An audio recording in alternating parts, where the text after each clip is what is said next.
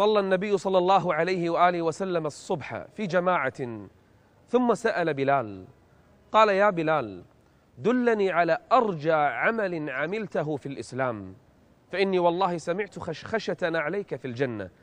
سمع النبي صوت نعلي بلال رضي الله عنه في الجنة، فسأله: ما أكثر عمل ترجو أن تكون بسببه دخلت الجنة؟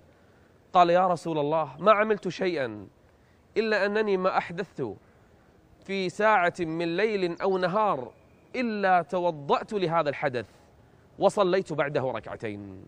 هذا فعل بلال رضي الله عنه، ما أحدث في يومه أو في ليلته إلا وتوضأ بعد حدثه، ثم يصلي بعده ركعتين.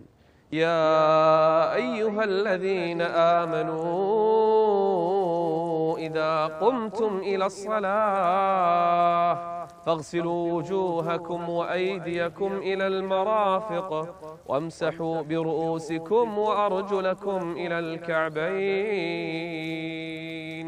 هذه هي واجبات وأركان الوضوء.